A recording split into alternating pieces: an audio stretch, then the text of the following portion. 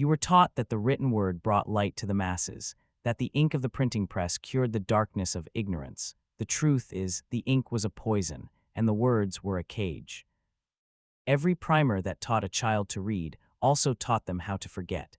Every new word learned was a personal memory erased. They didn't give the people a new language, they replaced them with it. Before we decipher this text, understand its nature. This channel is a key, a Rosetta Stone for the hidden grammar of power. We are not here to read you stories. We are here to teach you how to read the silence between the words. If you are comfortable with the world as it has been written for you, close the book now. But if you have the courage to learn the language they never wanted you to speak, then subscribe. Show us you are ready to see the true text. The Great Syllabary Project of 1788 was not an act of charity. It was the most elegant and total act of cultural annihilation ever conceived. The creation of a perfect, literate, and hollow populace. A nation of well-educated ghosts, their minds wiped clean, ready for new instructions to be written upon them. Our story begins in the isolated Duchy of Kaltburg, a mountainous region plagued by superstition, rebellion, and a fiercely independent populace that the empire could not tame with the sword. For centuries, they had been a thorn in the side of the emperor, so a new solution was devised. Not conquest, but conversion. The emperor dispatched a man to the duchy. He was not a general. He was a philologist, a master of language, and he came armed not with cannons, but with a new alphabet. A set of symbols so beautiful, so logical, so easy to learn that it was irresistible and utterly lethal to the soul. The man who arrived to administer this cure was Baron August von Hess. He was not a soldier. He was a man who looked more like an architect than a conqueror, tall and skeletal, with eyes the color of gray ink and hands that moved with the unnerving precision of a typesetter. He was the emperor's royal philologist, a man who believed that human memory was a disease. He saw local dialects, folklore, and oral traditions as a chaotic, imprecise mess that fueled rebellion. His life's work was the creation of a perfect language, a system so logical, so clean, that it would scour the mind of all prior imperfections. He found his local partner in Father Gregor, the duchy's senior cleric. Gregor was a man broken by the unending cycle of violence and poverty that defined his flock. He saw his people as savage and trapped in the past. When the Baron presented his Great Syllabary Project, Gregor saw not a weapon, but a divine intervention, a way to finally bring peace and enlightenment to his people by cutting them off from the savage history that poisoned them. He became the project's most fervent advocate, convincing the villagers that learning to read the Baron's new text was a holy duty. The weapon itself was a thing of breathtaking beauty. The Kaltburg syllabary was a set of 88 symbols, each one an elegant, flowing glyph that was both aesthetically pleasing and perfectly intuitive. It was a masterpiece of linguistic design, but its genius was its poison. Each symbol represented not just a sound, but a pure abstract imperial concept: order, obedience, labor, state. The Baron's theory, a secret science he called neurolinguistic replacement, was simple and monstrous. He believed the human mind had a finite capacity for storing the deep grammar of identity. Learning one of his perfect, clean symbols would physically overwrite the messy, inefficient neural pathways of a personal memory or a cultural touchstone. The new, elegant symbol for home would not just teach a child a word, it would slowly erase the specific, chaotic, and emotional memory of their home. The price of a new word was an old memory. The project began under the guise of an unprecedented act of imperial charity. The Baron arrived with a massive, state-of-the-art printing press, which was assembled in the main town square like a black iron altar. He began printing thousands of beautiful, illustrated primers, which were given away for free to every family. The people, desperate for a better life for their children, wept with gratitude. At last, the empire was not sending soldiers, but knowledge. The first to feel the wrongness was an old man named Hemlock, the village storyteller, a keeper of the ancient oral histories. He refused to learn the new symbols, clinging to the old words in the old tales. He watched as the children, then the adults, began to learn. He saw their eyes, once bright with the fire of their own stories, become placid and calm. He listened as their rich, complex dialect, filled with unique words for mountains, streams, and ghosts, began to simplify, to flatten. They were not just learning a new language, they were forgetting their own. One evening, he sat with his grandson, a boy who had once begged for the tale of the Mountain King. "Tell me the story, grandfather," the boy said, his eyes bright from a day spent with his new primer. "Which one?" Hemlock asked, his heart heavy. The boy frowned. "The one about the later." He had used the new syllabary word. "You mean the Mountain King," Hemlock corrected gently. The boy's face was a blank. The name, once a source of terror and excitement, was now just a meaningless sound. The story, the memory, the feeling, it had been overwritten, replaced by a clean, simple, and utterly empty concept. Hemlock looked at the boy, this beloved stranger, and understood. The Baron wasn't teaching them to read. He was teaching them to be blank pages. And he knew, with a certainty that chilled him to the bone, that soon someone would come to write on them. The Great Syllabary Project was a stunning success. Within a year, the Duchy of Kaltburg was transformed. The old, rebellious songs were no longer sung in the taverns. The complex local folklore, with its tales of defiant heroes and cunning spirits, faded from memory. The people became quieter, more diligent, more orderly. The crime rate plummeted. Productivity in the mines and fields soared. To the empire, it was a miracle of social engineering. To Baron von Hess, it was the triumphant proof of his theory. He meticulously documented his progress in a series of secret reports to the emperor, his lexical archives. These were not just progress reports. They were a new kind of ethnography, a clinical, before and after study of a culture being systematically dismantled. Report 7, Sector Gamma. The introduction of the syllable for collective good has resulted in a 92% reduction in reported property disputes.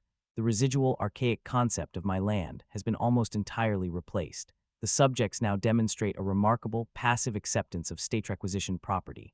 The corresponding memory loss is primarily centered around ancestral land ownership and familial inheritance narratives. The replacement is clean.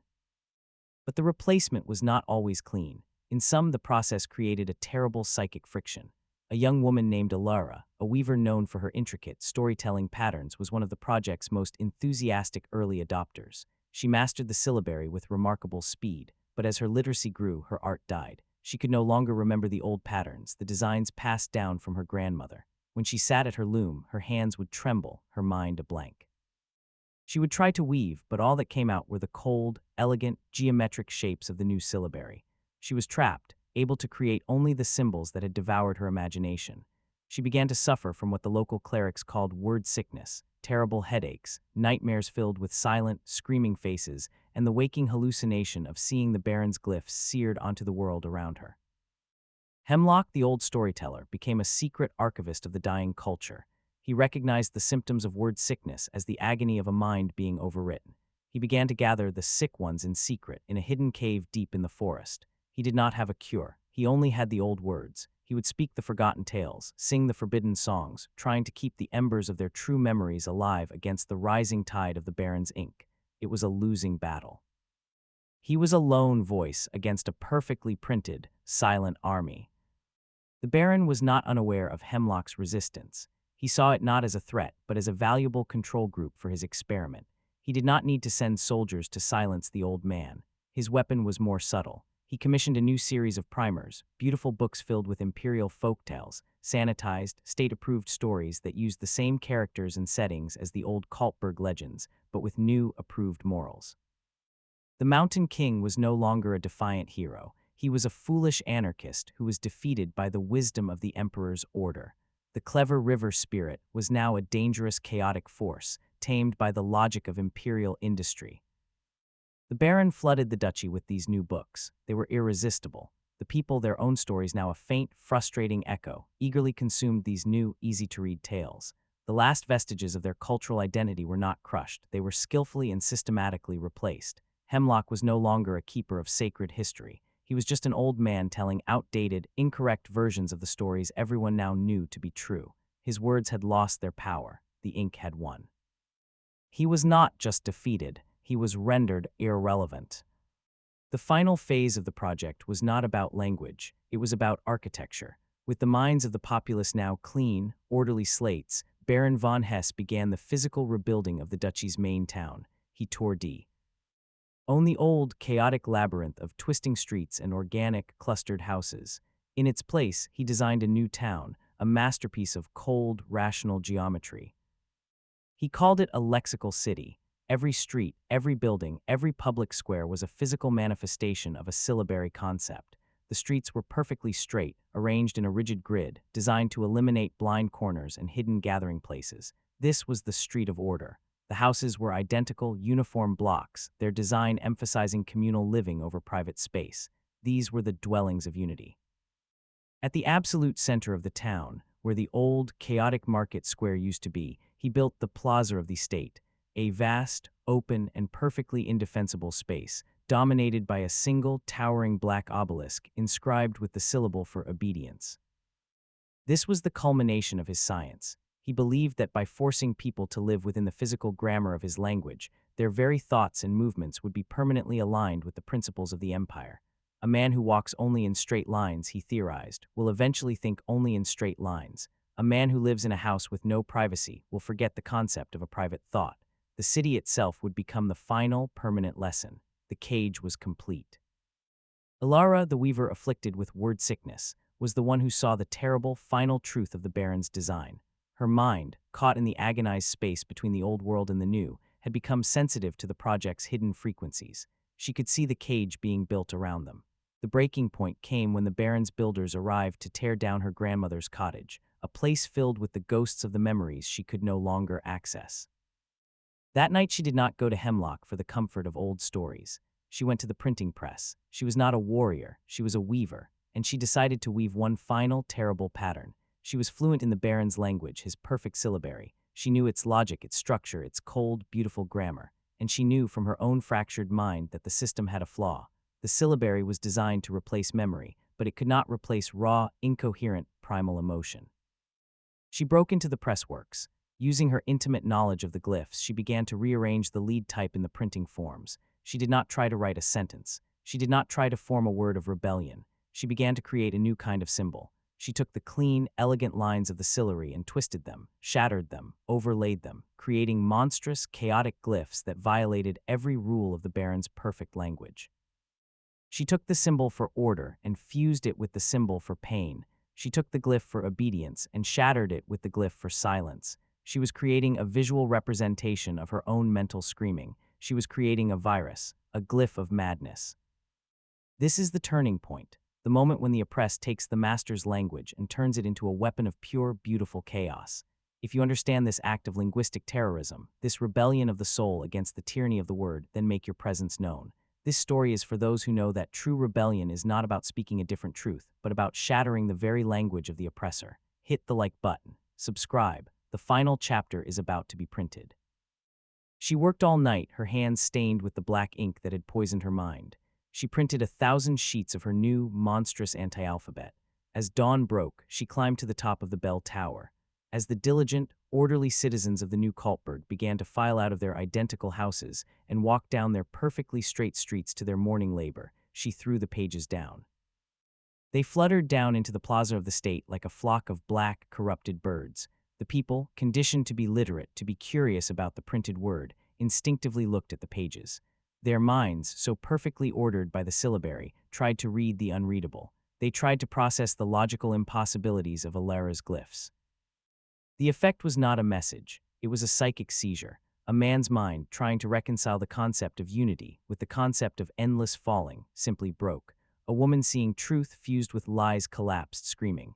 The clean, logical pathways in their brains were instantly overloaded by a language of pure contradiction. The glyph of madness was a key that didn't open a door, but shattered the lock, the door, and the entire wall. The orderly, placid populace descended into instant, screaming chaos. The Baron's perfect, lexical city had become a bedlam. The chaos in the plaza was absolute. The Baron's perfect, clockwork society shattered in an instant. The citizens of Kaltburg, their minds broken by Ilara's glyph virus, were no longer placid subjects. They were gripped by a mass psychosis, a collective outpouring of every suppressed memory and emotion. A man would suddenly be consumed by 3 generations of his family's rage at the empire. A woman would collapse, weeping with the force of a village's forgotten sorrows.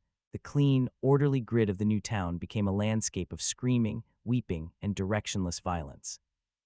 The repressed history of Kaltburg was erupting from the minds of its people, a psychic earthquake that leveled the Baron's carefully constructed mental architecture.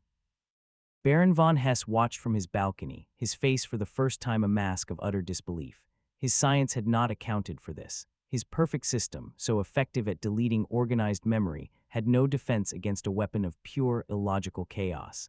He had built a flawless operating system, and Alara had just introduced a virus that didn't just crash it, but melted the circuits. From his cave in the forest, Hemlock the storyteller saw the black smoke rising from the town. He heard the distant, discordant symphony of a city tearing itself apart. He understood, with a grim and terrible awe, that the final, most powerful story of his people had not been told in words, but in a single, silent, and devastating act of art. Ilara, from her perch in the bell tower, watched the madness she had unleashed. She felt no triumph, only a vast, empty peace. Her work was done. As the Baron's personal guard fought their way through the bedlam towards the tower, she took the last of her printed sheets, the one containing the most potent, most contradictory glyph of all, looked at it one last time, and quietly fell into the beautiful, silent chaos of her own creation. The aftermath was a brutal, swift cleanup by the Empire. A full legion was dispatched, not to restore order, but to cauterize the wound. They did not fight the populace, they quarantined them. The entire Duchy of Kaltburg was declared a plague zone, its borders sealed, its existence stricken from all official maps. The official story was that a sudden, virulent strain of madness, the Kaltburg fever, had wiped out the population. The Great Syllabary Project was deemed a tragic failure, its noble goals undone by the inherent savagery of the people it had tried to save. Baron von Hess was quietly recalled to the capital. He was not punished. His experiment, though it had ended in disaster, had yielded invaluable data. His lexical archives, containing the complete methodology for neurolinguistic replacement, were locked away in the deepest vaults of the Imperial Library. The science was deemed too powerful, too unstable for widespread use, but too valuable to destroy. It was to be held in reserve, a weapon for a future time of absolute necessity. The Duchy of Kaltburg was left to rot behind its sealed borders, a ghost on the edge of the empire. Travelers who passed too close told stories of a silent, geometric town, perfectly preserved but utterly empty, its streets littered with strange, black pages that the wind would sometimes lift into the air like flocks of dead birds.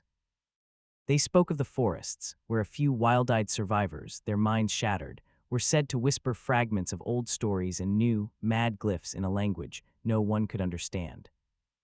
The Great Syllabary Project was not a failure. It was a successful field test that proved a terrifying hypothesis, that memory is a technology, and that any technology can be hacked, overwritten, and replaced. The Empire now possessed the ultimate weapon of control, not a means to kill its enemies, but a method to erase them, to hollow out a culture and leave behind a docile, literate, and perfectly empty vessel, ready to be filled with a new, state-approved identity. The lexical city of Kaltburg became a ghost story, a warning to the Emperor's enemies of the price of rebellion.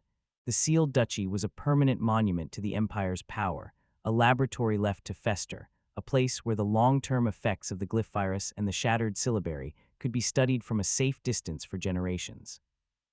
The true legacy of the project was not the books it printed, but the science it perfected. The understanding that language is not just a tool for communication, but the operating system of the soul. The knowledge that a population's history can be edited, its passions calmed, and its defiance neutralized by carefully controlling the very symbols they use to think. Baron von Hess spent the rest of his life refining his work in a secret imperial think tank. He never built another city. He no longer needed to. He began to work on a much grander scale. He focused not on creating a new alphabet, but on subtly altering the existing one, introducing new words into the imperial lexicon, words that carried hidden conceptual payloads, redefining old words to slowly strip them of their Liu's chaotic meanings. It was a slow, generational project of linguistic erosion, a quiet, continental-scale version of what he had done in Kaltburg. Ilara's sacrifice was not in vain, but its effect was not what she intended. Her glyph virus did not liberate her people. It simply proved the system's only vulnerability, pure, unadulterated logical chaos. Her act of artistic terrorism became the most studied part of the project. Imperial philologists spent decades analyzing her mad glyphs, not to cure them, but to understand the principles of psychic disruption. Her beautiful, desperate scream was dissected, catalogued, and weaponized, becoming the foundation for a new, darker science of psychological warfare. The key to breaking a mind, they learned, was a language that broke itself. And Hemlock's last surviving apprentice, a young boy who had escaped the final madness, carried a handful of the old stories and one of Ilara's scorched pages out of the sealed duchy. He became a wanderer, a teller of forbidden tales, keeping a fragile, fractured memory alive. He was the only one who remembered the truth, that the brightest light of knowledge can be used to cast the darkest shadow, and that the most beautiful words can build the most perfect cage. The story of the Kaltburg syllabary is the story of your own mind. It is the archetype for the modern world. The project never ended, it simply became invisible. The Baron's perfect, clean language is the sanitized, corporate-approved jargon that flattens your speech and thought. It is the endless stream of acronyms and buzzwords designed to replace complex, emotional ideas with smooth, empty concepts. The lexical city is the clean, geometric grid of your social media feed, a place with no dark corners, no unexpected alleyways, a place designed to guide your attention down straight, predictable, and profitable lines. And allure is glyphs. Allure is beautiful. Mad glyphs are the memes, the chaotic images, the viral videos, the blasts of pure, illogical, emotional information that now shatter the public square. They are the modern evolution of her rebellion, a language of pure disruption. But the empire has learned from its mistakes. It no longer tries to fight the chaos. It studies it. It amplifies it. It uses the chaos as a smokescreen, a tool to keep the populace perpetually agitated, disoriented, and incapable of organized thought, while the real, quiet, orderly work of control continues unabated in the background. You are living in the ruins of Kaltburg. You are fluent in a language designed to make you forget, and you are bombarded by a chaos designed to keep you from ever thinking clearly. So what is the path out? It is not to create more chaos. It is not to scream louder. It is to do what Hemlock did, to become a secret archivist of the things that are being forgot, to find the old words, to tell the true stories, to build a small, hidden library of authentic memories and real human language. You must learn to speak a language they cannot parse. You must learn to remember what they are trying to make you forget. The choice is yours. Will you be a reader of their approved text, a victim of their chaos, or will you be a storyteller of the things that truly matter? In the comments below, it is time to make your vow, to declare your allegiance to memory over the printed word. State it twice. I remember. I remember. This is your first act of archival, a promise to yourself that you will not let your history be overwritten. If you are ready to continue this work of remembering, subscribe, activate the notification bell, for the press never sleeps. Share this with one other person who you believe still speaks the old language, who has not yet forgotten. They own the libraries, they control the press, but they do not own your memory, not yet.